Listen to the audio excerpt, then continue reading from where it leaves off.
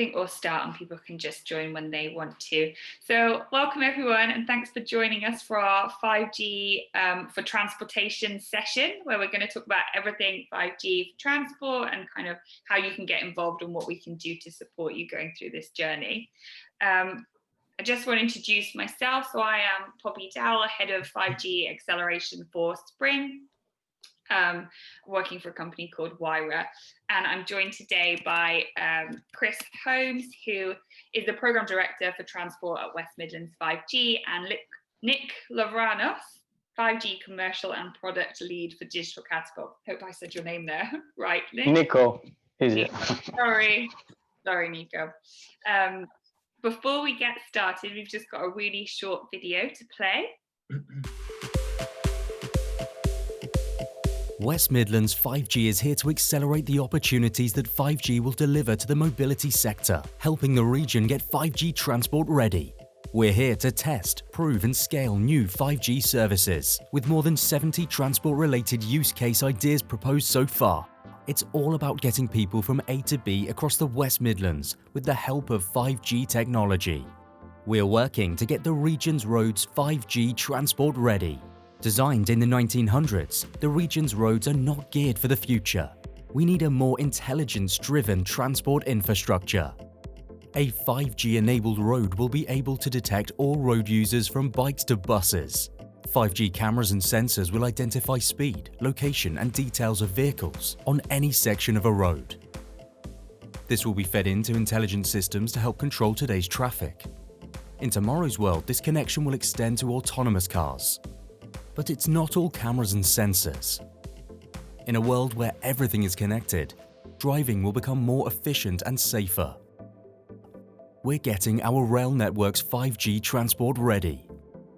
Currently, Birmingham and Coventry are two of the UK's most congested cities, with car travel favoured over public transport. But trains are often delayed, platforms and stations are overcrowded, passengers are anxious and often running late. With 5G, that all changes. A station control room oversees live HD CCTV footage, keeping passengers safe. Real-time information is displayed on interactive information boards, improving passengers' journeys. The Wi-Fi service is vastly improved, allowing for greater connectivity. But most importantly, trains and trams run on time. Achieved via a network of sensors and access to live data downloads, 5G will enable train and tram services to be better managed, improving the experience for all. We are working with our partners to get passenger experience 5G transport ready. In a digital age, the expectation is to be productive on the move, whether that is for business or just to watch a film on the journey home. But current transport services are not able to meet passengers' needs, with many suffering from a poor experience. On the train, bus or tram, 5G will offer faster speeds, increased capacity and low latency, putting an end to buffering when streaming and lag when gaming, allowing passengers to make the most of their travelling time. But it's not just public transport where better connectivity will make a difference. 5G-enabled vehicles will present an entirely new passenger experience. Imagine stepping into a 5G-enabled vehicle, being presented with a driver profile, a predicted journey, as well as the safest and most efficient route to the destination. In the back, a child has the ability to play a game, with augmented reality enabling them to interact with the world as it passes by. Once en route, parking sensors across the city will help 5G-enabled vehicles connect to local infrastructure, instructing drivers where to park, sourcing and securing a space. Over time, increased intelligence, sensors and 5G connectivity in our vehicles and the infrastructure around us will change our entire experience of travel. So that's what's achievable with 5G, but none of this is possible without you. Get involved and help us get the region 5G transport ready. We're just going to start off by giving you a brief overview of some of the stuff we do at Spring and that WM5G are doing to kind of push forward this 5G agenda for transportation. So I'll start with just covering off what we do at Spring. So earlier this year, we announced the launch of Spring, which is a partnership between the West Midlands 5G, O2, Delegates, Digital Catapult and Wyra UK to deliver 3 5G accelerators within the West Midlands, which will eventually be based in Birmingham, Coventry and Wolverhampton. So to give you a flavour of what Spring is, it's essentially an open innovation platform that delivers 5G ideation, incubation and accelerator programs specifically focused on the commercial business benefits and the needs supporting that to support companies on their 5G journey from initial engagement to adoption. The open innovation design of our programs gives us an unparalleled opportunity for collaboration and knowledge flow across a broad spectrum of different stakeholder groups. So we can kind of support businesses who are really large, really small, public or private sector, it doesn't really matter. And the way that we're doing this is through 3 different types of programs so that companies can kind of either progress along the 3 programs themselves or join the program which aligns most to the stage and level of understanding they currently have around 5G. The first program is our Spring Engage program, which really helps organizations of all sizes just rapidly over one day increase their core understanding of 5G, the benefits it might provide to them and the opportunities it prevents. We kind of cover off some of the 5G use cases. We do a bit of an exercise around how they might apply to your specific business so that you'd understand how it would work for you. The second one is something we call Spring Explore, which is a 2-week idea incubator program that helps organizations come up with commercially viable 5G enabled products and services. And the program allows organizations with business challenges to come together with the entrepreneurs and innovators to create these new 5G solutions that would potentially solve their challenge. So through it, we would provide these entrepreneurs and innovators both business development understanding as well as the 5G technical understanding. So you'd create a business plan and a technical plan, and you'd get to pitch that to an end customer as well throughout those 2 weeks. And then our third one is a program called Spring Exploit, which is our 3-month accelerator program, which supports organizations in solving their business challenges by adopting this open innovation business model, allows them to work with the best startups and scale-ups on 5G solutions. So what we would then do is the accelerator would provide later stage startups and scale-ups the opportunity to develop innovative and ambitious 5G solutions that can enhance or enable your current service or product.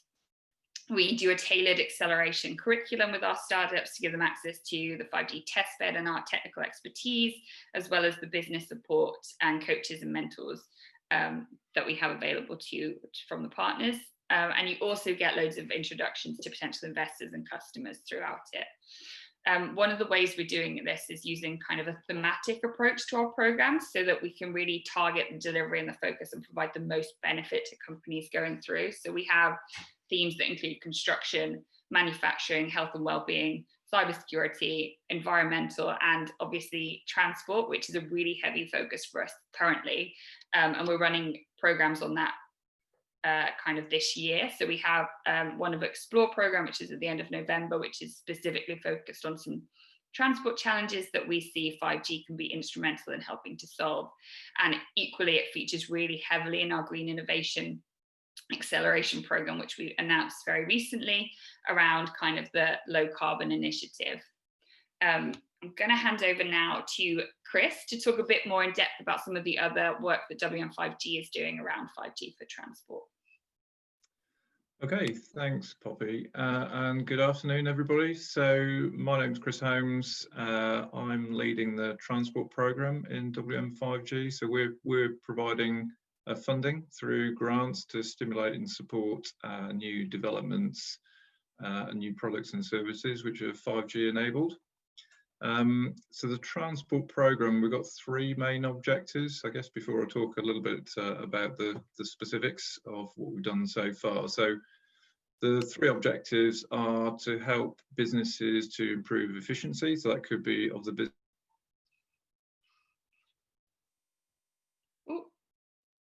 business itself or the transport, to support the expansion of transport across the West Midlands. So that could be bus services or the tram services which are being expanded across the region. And thirdly, and equally importantly, is the traveller experience. So we've got 3 E's, which are our objectives. So it's efficiency, expansion, and experience. So in terms of what we've done so far, we spent the first 6 months of this calendar year in partnership with 4 organisations looking at different product and service ideas. So there was one where we were working with a company called Appiway, looking at curbside parking spaces and providing that information through scanning the roadside using vehicles passing. The second was looking at infrastructure-based cameras, passing those images back to traffic control sensors. So this is looking at using intelligence in the sensors to help provide a much richer and live information, which ultimately helps to manage the roads better. Third one there is looking at, again, using CCTV, but from a moving tram. So this is streaming then that image information back, again, either to the operators or the local authorities, which has got a lot of use case potential. So from, managing the number of passengers on the service, information around that, which is very relevant in these times of COVID, through to other sort of safety related opportunities as well. And then the fourth one actually was a new idea, using some of the kind of general principles around this kind of the physics, if you like, of a mobile phone to transmitter, and looking at using the bouncing of the signals from the handset to the transmitter actually, and the scattering of those signals to give you some indication again of what's on the road. And that actually gave us some really, really good and encouraging information, to the point where we're even thinking that might replace sensors in the future. So 4 very relevant use cases there. So next slide is then talking then about the competitions. So if we just move to the next slide, please. So we've got 2 competitions. One which ran earlier this year. We've got 7 projects which have been awarded, and I just wanted to talk through some of those again, just to give an idea of what 5G can do and what difference it can make in transport. We've got a second competition running as well, but we'll talk about that later on. So the projects that we have just awarded, so the first one here is actually looking at that live traffic information that I mentioned on the last slide, and what you can then do with it to provide that better management of the road. So this is around taking the data, using that to create models, and then looking at sort of what the mitigation or the things are that you can then do depending on what you're seeing on the road, either at a local or even a regional level. So really interesting, very relevant. The second one here is using LiDAR scanning based on public transport, so on buses in particular, in this instance, to scan the road environment on a regular basis. So buses obviously run very regularly. If you can, using that information again, uploading that live, then provides the ability to see what's going on the road, which both the local authorities and lots of other people are interested in. Third there is making reference to the curbside again. So this actually is then developing that curbside idea into something which is much more tangible, close to the market, enables that feedback from passing cars then to give travellers then the opportunity of going to the right place. So at the moment, on average, it takes people around 6 minutes to find a parking space within a city environment. This would then significantly reduce that, because you know where you're going will have a parking space available. Fourth project then is looking to help partially sighted. There are 2 million partially sighted people registered in the UK, and if we can help a good portion of those people to navigate their way around stations, to get on and off the transport safely, that's what this project is trying to achieve. So those are the first 4 projects out of the latest competition. The next slide then is looking at the last 3. So the first one here is developing that idea of using CCTV on trams to then help detection of objects, detection of people, and then some of the use cases around safety and assurance around that. So it's assessing that information in the cloud and then providing information again back to either the operators or even to security services if required. The next one is looking at using information from IoT sensors and again various other means of information around pre-booking that people use to provide a predictive story around what is going to happen in the towns and cities of the region. But it's also looking at live feedback then again to help to manage people and traffic better. And there will be actually, as part of that project, we'll be looking at how to incentivize people to move in different ways to mitigate some of those potential congestion issues. And then last but not least is a project which is looking then at getting feedback from customers, which is going to help to improve the service provided by any public transport provider. So it's getting some kind of word feedback, but it's also providing an opportunity for people to alert authorities, if you like, or operators if there's something they're uncomfortable about, which could be picture messaging, etc. Again, with very precise location against that. So again, the right response can be developed. So I think there's 7 really interesting projects there, but that is, I think, the tip of the iceberg in terms of what people can do and what 5G will enable. Perfect. So what we're going to do now is break out into more of a panel discussion. So guys, any questions that you have, just pop them in the chat and we'll try and answer them kind of throughout the discussion. We've already had a really great one from Alan around how local business advisory organisations can get involved with Spring and WM5G. So in terms of Spring, what you can do is either I pop my email address there, so you can either just get in contact with me directly, or you can contact us through our website. Equally, we host regular events, so all of those you can sign up to. From next week, you'll be able to register for like the next year almost for all of our events through our website. But at the moment, it's best probably just to come to me. And Chris, maybe you can give a bit of an overview of how these types of organisations would engage further with WM5G. Yeah, sure. So I guess there's 2 ways. So in terms of information, so if it's information and insight in terms of some of the projects that have run or are running, then clearly that's something that we can do to help people think about what the opportunities might be. But also there's a second competition which is live at the moment, where if you've got a more developed idea, then again, there's an opportunity actually to submit that idea through that competition, which is being run in conjunction with Innovate UK, then to receive some funding. So if you were successful through that process, that you could receive up to £500,000 in grant funding. So we're looking to support 5 plus projects as a result of that. Perfect. Awesome. So Nico, I know that Digital Catapult have obviously been heavily involved in 5G testbeds for quite a long time. It'd be interesting to know kind of the Digital Catapult background and why you got involved in Spring. Yeah, sure. Hi there, Nico Louvranos, 5G commercial and product lead. So the Digital Catapult, I mean, our mission is to accelerate the adoption of new technology to industry, to make it more competitive, national, international, kind of. This is our mission. And we kind of identified a few technologies that can move the needle the most, let's say, if introduced. And one of them was 5G.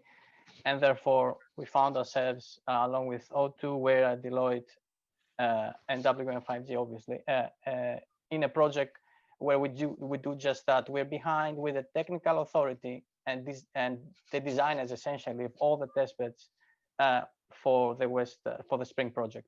So that's quite a lot of indoor and outdoor locations. So essentially, this is our biggest addition to that, is the expertise of over 3 years of being able to design such testbeds, because it's not an easy thing to do. A lot of trial and error. It's big undertakings, and also we bring the expertise of how it is easy also to bring people to utilize the testbed. It's one thing to have the equipment, but the other experience we have is also how do you bring people on that journey, and make these facilities available physically or even remotely, if they cannot be, COVID and all that stuff. So this is kind of our involvement, and we've been at this 5G journey for quite a while, because we very early on realized that the country needed a big intervention in 5G, and as you see, DCMS has put a lot of money into it, because it is going to be a very big thing. 5G that is a big catalyst and a big game changer, because it will permeate all sectors of the economy. And yeah, I'll leave it at that. Happy to talk more if you want to discuss about Pista Catapult and how we get involved. Fab. So Leslie's got a great question here about when will 5G be more mainstream and available for use in transport. And I know that obviously a lot has happened within the West Midlands already, so maybe it'd be good to Chris get your viewpoint from a West Midlands stance, and then maybe afterwards, Nico, yours from like a UK wide. Okay, sure.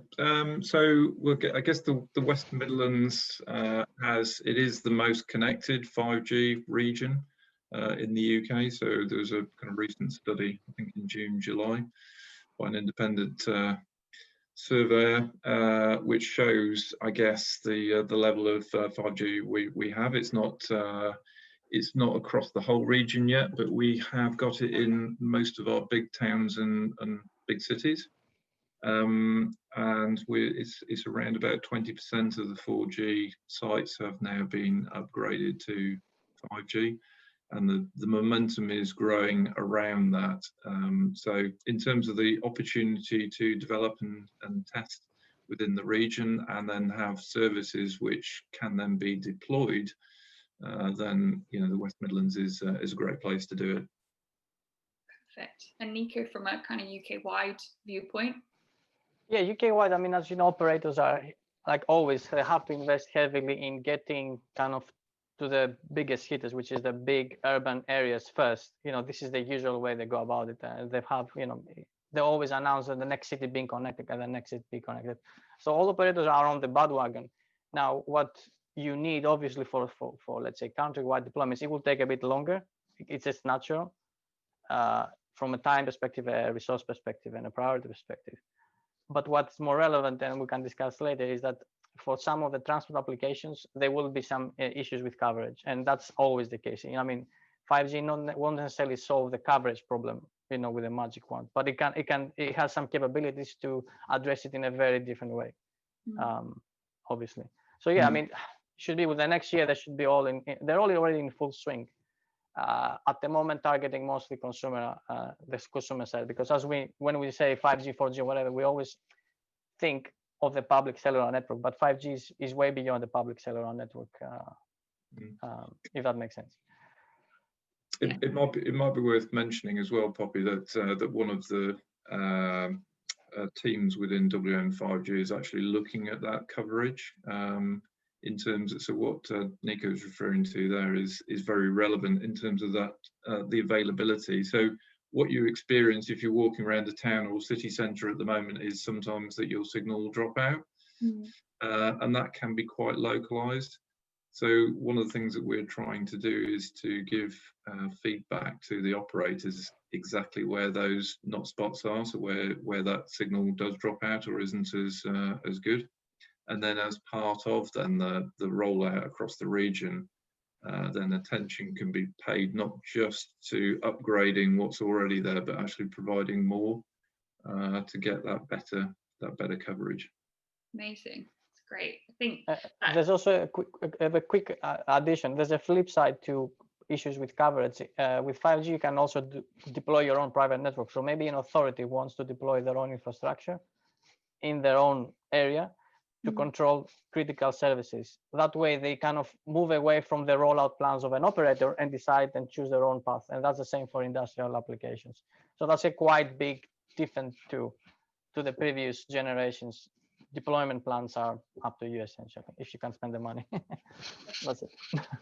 It's quite nicely onto Alan's question around will any of the projects that you've mentioned, I guess, Chris, move from full delivery into full delivery rollout during the time available? And if so, which ones do you think they might be? So the intention of the test beds, which is the bit that I'm looking at. So I guess Nico and Spring is looking at some of those earlier developments and earlier idea getting them from a seed of an idea into something which is a little more developed.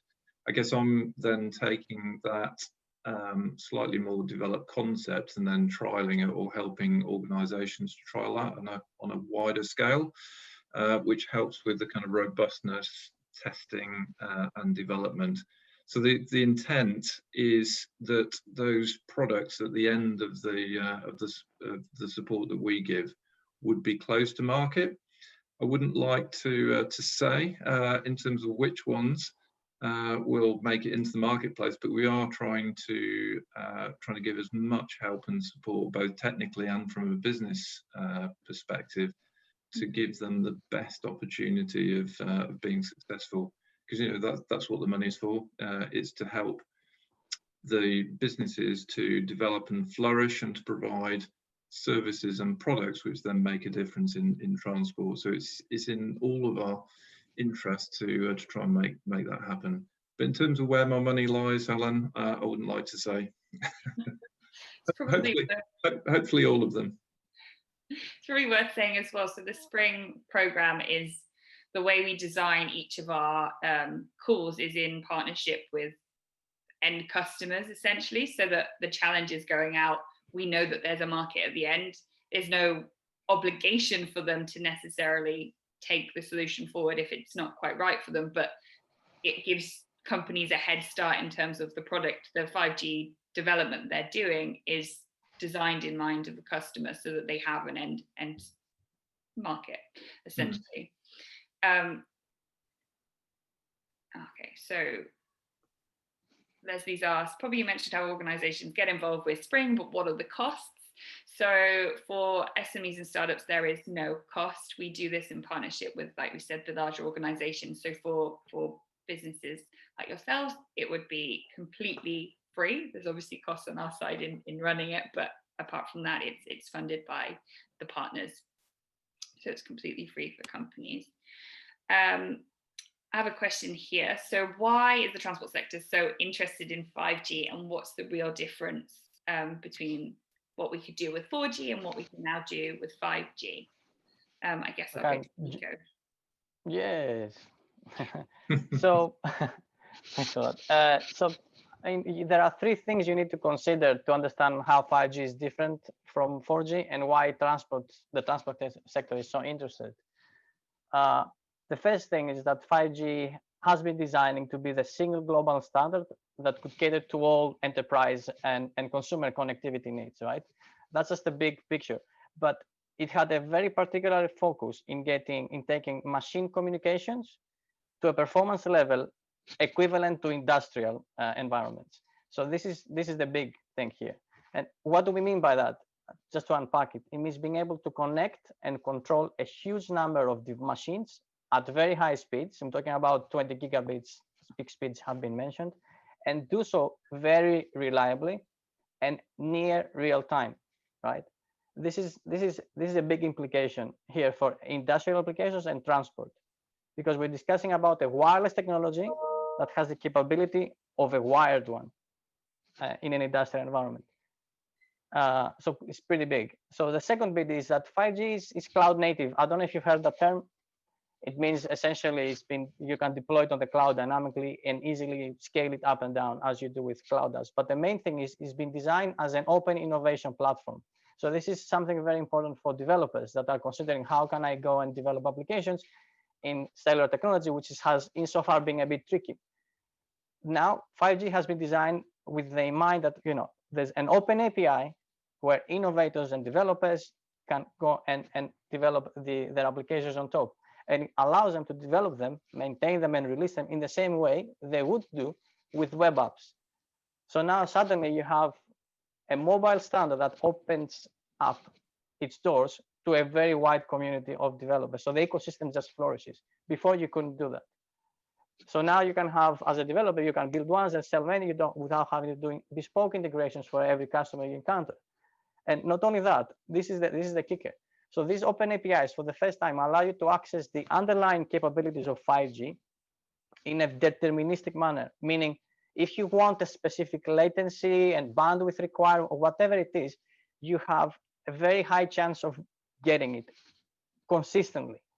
The best you could do with 4G before was get some data rate at best efforts and maybe some latency if you had a video app or an audio app. But the best efforts means you have no guarantee or you don't know for certainty whether the quality of service you require as an application will be delivered by the network. But 5G, you can do that. So that's also quite a big ticker there.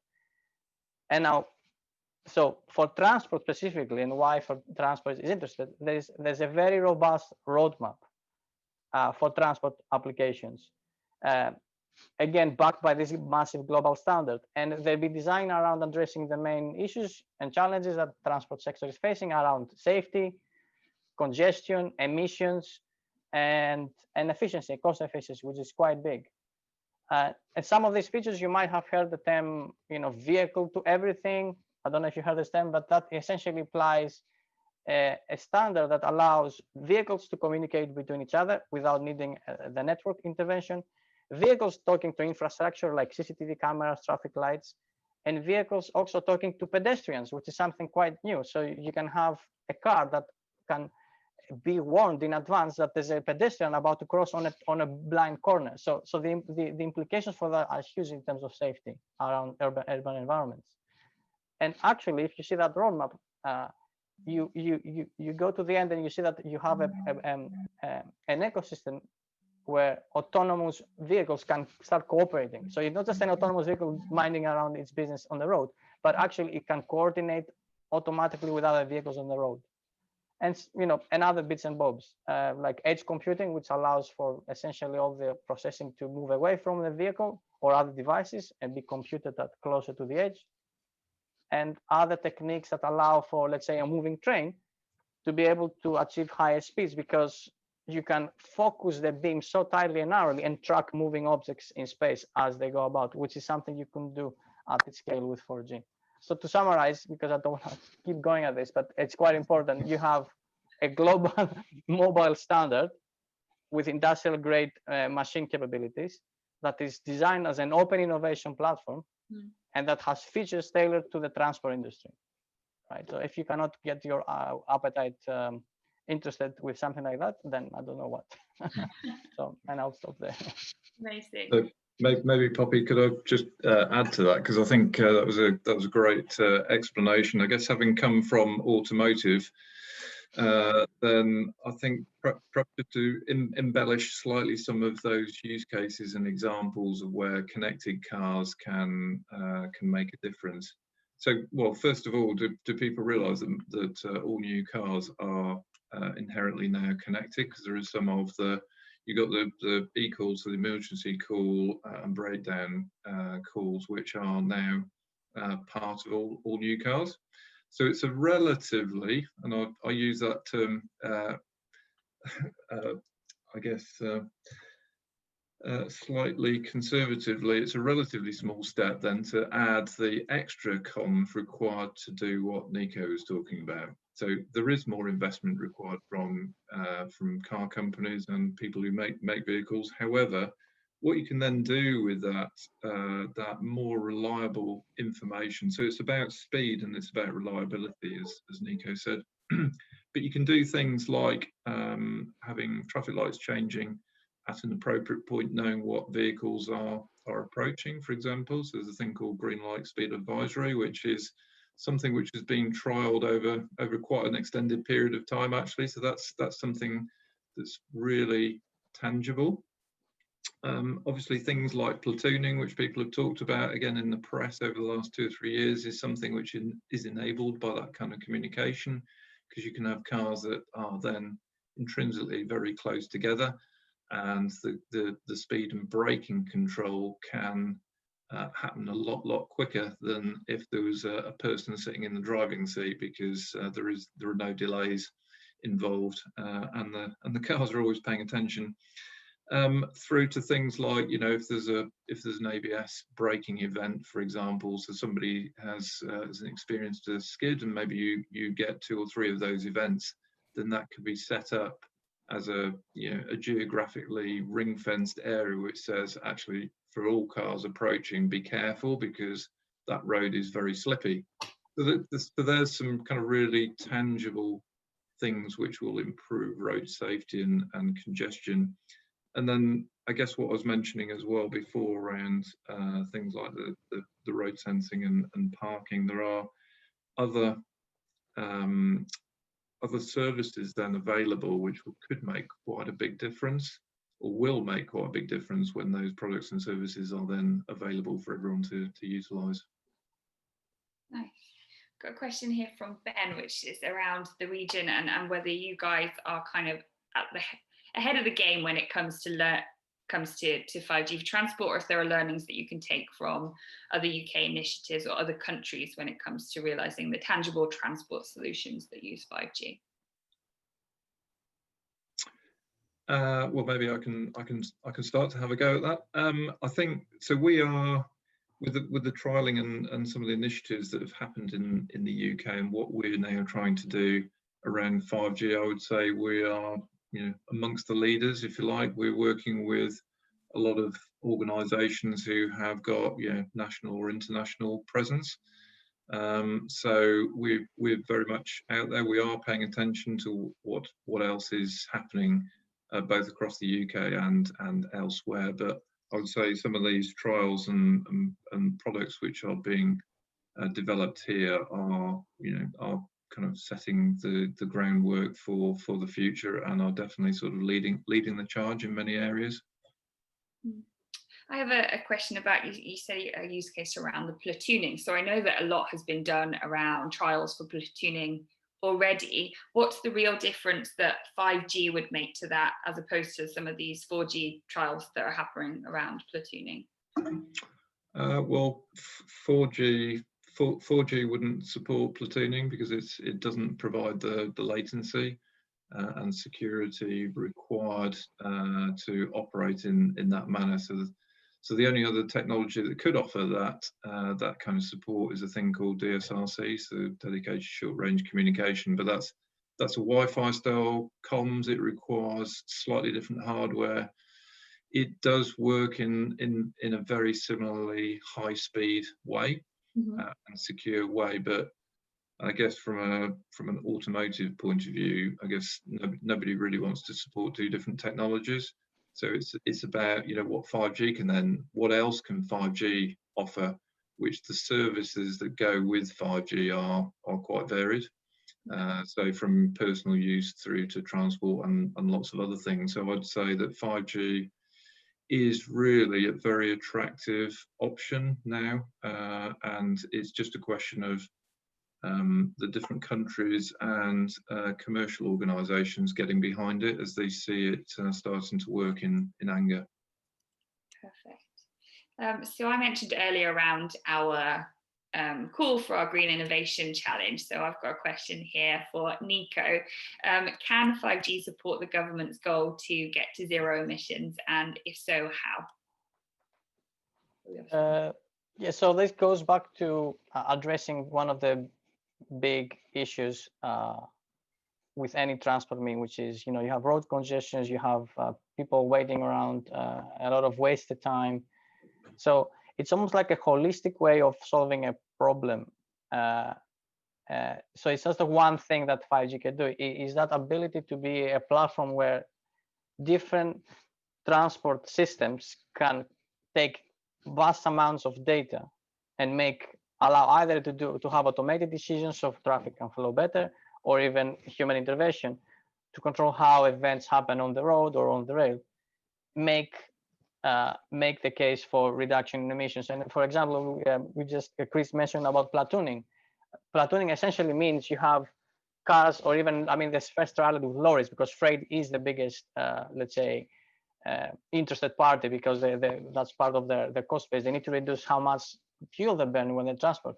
So being able to have lorries at a very 5 meters distance between each other traveling on the motorway, and multiple of those, means that only the first car is facing with the friction of air. Their other slipstream face less, slipstream, if you ever watch racing, means the other lorries don't have the same friction with air, which means they consume a lot less emissions. And also, if you have a warning of what's going to go ahead, they don't need to brake hard. They can just slow down until something clears ahead and then slowly accelerate. So, and if you take that and scale it up to more vehicles on the road, you can effectively have vehicles like they're moving on a conveyor belt, because and you don't need to have all the vehicles like that. Even introducing some vehicles with those, let's say, autonomous driving features or managing the way they control the speed, you get a benefit. Because the biggest polluter is when you have to accelerate after a hard stop. That's where you consume most of the energy, going from 0 to 5 miles. So anything to smooth acceleration and deceleration makes a big difference. And this is what 5G's ecosystem of these V2X features we discussed brings to the fore. Yeah, and I would say that's the biggest thing around it, efficiency on the road. Perfect. And so, Chris, what are the biggest challenges that the UK faces around 5G development, and what are WM5G doing to kind of help that? Well, I guess in terms of development, it's about the environment, so providing an environment where people can then go and test. And I think so the accelerator provides an opportunity again for people to come and test and develop new ideas in a very safe environment. So that could be in the lab. I mean, I'll let Nico talk about that, but that could be in the lab or in the kind of local area around the accelerators. But the test beds, so that wider test bed, which is a commercially available 5G, is very much available in the West Midlands. So, and it's the support that then we can provide, either again through the transport team or through the accelerator, in terms of understanding what 5G is, how to engage with it, how to get data maybe from the transport area. So we're working with Transport for West Midlands. There's a lot of data which is available, which is it is like the new gold, really. So if you can get hold of relevant information from operators or from the road, it provides an ability then for people to provide those different services. So access to the 5G environment, access to the operators and the people who administer the local authorities and roads. And I guess it is that expertise then that is then available through both those initiatives. Perfect. And Nico, I guess you can kind of expand a bit more on what these test beds do and what they provide and how that would help. Yes, so one of the issues you have is this kind of, how do you test a new idea, right? And where you can be developing everything in a sandbox by yourself, but without being able to test it in a real network, that you're missing a big trick there. So what these test beds provide, it provide an environment where you can have an actual network. For all intended purposes, is like the network you will experience outside. It's just in a more controlled environment, which means you can configure it just for your use case, play with it, test your tolerance of your applications, and essentially help you move beyond just an idea to testing it in real conditions. And I know people say, but it's a test bed. No, it is actually as close as real you can get it to. Obviously, when you move away to a public network, let's say, and your application was designed under lab conditions, you might have to tweak things there. But you can also cater for that. You can adjust the testbed environment to mimic, let's say, poorer conditions on a public and test it at that. So it's not, lab doesn't mean perfect conditions, it means control conditions. So that's what it does. Obviously, with the help of other people on the accelerator, you can also figure out what makes sense from a financial standpoint. So it's not just the tech, it's also, does it make sense for a business? Because one of the biggest hurdles, and Chris mentioned it, is somebody needs to invest also on infrastructure along the road or around a rail track to provide these comms. So different parties need to come to the table and understand what's the way to move forward. And that's also what the testbed is there for the other parties to come and see where the benefit is. And with their setting a challenge, because the user is not just the developer, the user of the testbed is also the challenge owner that says, look, how can I solve this? Great. Leslie's asked a question here, which I think links back to something you were saying earlier, Nico, around how deployment for 5G was going to be kind of in the big cities initially. So she's asked, is it going to be city-centric or will it be available in urban and rural? Yes, so this is something that the operators are in control, right? There's not something I can even postulate and predict. The good with 5G is that it's a lot more energy efficient, so it requires less energy to run. Also, it requires less equipment close to the edge, which makes it more cost effective to deploy, and also lends itself to neutral hosting, which means that maybe you have multiple players, multiple parties that can leverage a single infrastructure from a CapEx perspective. And the other bit I think I mentioned a bit briefly is its capability to have this super high capacity also means that it can also, let's say, communicate that further, like further away from what 4G can do, just because it has been designed to operate also at a very wider band and also at a more focused, let's say, energy beam. Imagine whoever ever used a laser pointer, you can see why a laser pointer reaches so far is because of its focus. So it's something that 5G, you might have a massive MIMO, you have these antennas with tiny elements that allow different devices to be literally tracked and targeted. So that could alleviate issues with coverage in rural areas, a bit of the beamforming and a bit of the lower frequency band. And it's kind of neutral host private network. Chris, do you have a view in, oh, sorry, Nico. Yeah. Chris, do you have a view in the West Midlands around whether it's going to be available urban and rural?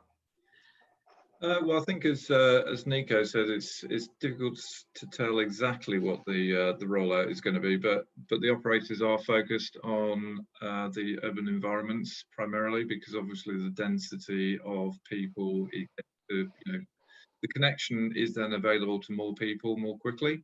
I think they are looking at rural as well. So my assumption is that the urban environments are getting it first, which is pretty much what's happened with 4G. But then there is a lot of attention trying to make sure that that 5G is not just based in the towns and cities, and it is available more widely. Even to the extent of things like railway lines are traditionally really hard to get mobile comms near them. So I know Network Rail and some of the other sort of operators are looking very closely at how to achieve that. HS2 have been involved in some of the discussions that we've had, for example. So they are looking, or a lot of businesses are looking at how this improved connectivity can help them. Yeah, interesting. So Ben's asked a question here about COVID and if it's going to fundamentally change transport, and is this something that 5G could focus on as a use case? I guess I'll go to Chris first. Okay, well, so it's good. It's a good question. So the second competition actually has a strand around COVID. So COVID has produced a situation where people are quite nervous, understandably, about getting onto transport. So it's about how do you incentivize and or provide information which is going to help people to understand what the service options are. So if you don't want to get onto a crowded service, which I think is the biggest fear right now, knowing how many people are there on a bus or a train or a tram in advance. So knowing, that service is arriving, how full is it? How full's the station as well? Do you even want to go there in the first instance? So do you want to stand on a crowded station, platform, bus stop? So all that kind of information and providing that back to users to say, actually, we know what the situation is. You might want to plan your journey in this way, could give people confidence. So that's one of the things that we're looking at in second competitions. It's around that information, but it could also be the operators have also suffered significantly because less passengers and closing the services down. It's it's obvious really that the economics around that then is not looking great at the moment. So, and at a sort of partial full level, they are very much struggling to make any money at all. So it's a question then of, well, for the people that are using their services, are there any other Are there any other kind of products, if you like, which might be attractive to a traveller, which might help with revenue generation at the same time? So I guess there's two sides of that story, and that is very much part of the second competition. Interesting. And Nico, I guess from a digital catapult point of view, have you guys done anything around how 5G might help with the COVID recovery for transport? We didn't have necessarily a like COVID for transport team, but so it's not necessarily a digital catapult focus for the 5G program. We have other programs that look into some of this related to the supply chain impacts. So not a 5G project per se, because we had issues where, as you know, where suddenly the supermarkets, although they were busy, their whole supply chain was a mess because of people being sick, spikes in demand, and all that stuff. So there are programs around having being able to, let's say, federate data and know where different supplies are available across the entire supply chain, just to be able to manage demand and supply in a better way. But to answer kind of the question that Ben said, whether COVID will fundamentally change transport, I don't think it will do it for the long term. I mean, we all hope that, you know, by the time that the vaccine is developed and rolled out, my assumption would be that we'll go back to a similar way of operating. It's just that 5G will still allow you to let's say, improve and address the challenges we discussed around safety, congestion, emissions, and efficiency, as it was set out to do. But what will definitely happen, to Chris's point, is that people will always be more aware about, even post-COVID, do I want to be in a very crowded station? Do I really need to be taking the car instead? And having the ability for people to make, let's say, multimodal decisions about how to proceed from A to B, 5G will help that, because of its ability to, let's say, provide a single layer at the top where you can aggregate lots of data from lots of sources and have a kind of a single view. So for sure, it will change it, but not fundamentally. It just will give it a different, let's say, spin always. And it's like at the back of the mind, you know, have I considered a COVID implication in the way I designed the system? Yeah. Because I think this is what happened. And Chris maybe can even attest to that within the transport sector is, I don't know if people made any contingency plans for pandemics because it's a 1 in 100 years event, the black swan. Yeah. But look where we are, right? So for sure, it would change everyone's plans going forward, not just transport. But maybe Chris can add to it. It's quite an important point. Yeah. So, well, I guess you know, there's another element around COVID, which is around sort of health monitoring as well, isn't there? So it's about giving people confidence in terms of information, but it could even be automating some of the assessment, if you like, of passengers. How you would then roll that out is going to be interesting to see what ideas people come back with on that. I mean, I could imagine 1 or 2 scenarios, but I'm really interested to see what organisations think could be done around that as well. Yeah, it's interesting. It's interesting, Nico, that you mentioned the supply chain, because obviously it has such a knock-on effect to so many other sectors, not just transport, but kind of their supply chain as well.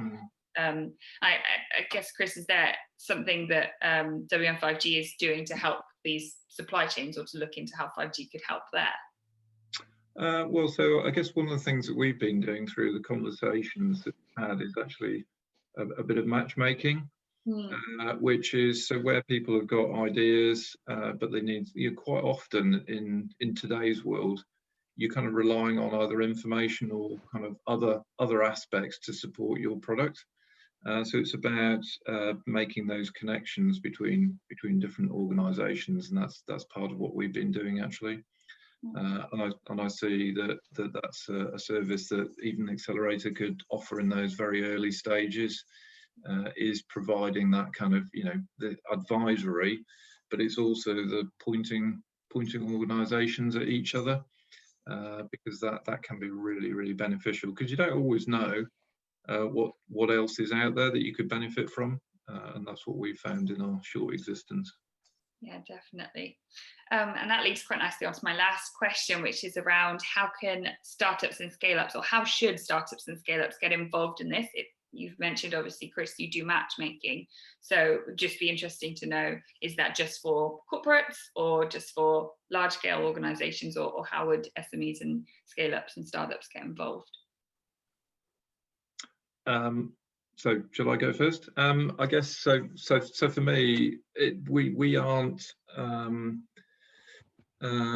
We're not discerning in terms of who we talk to.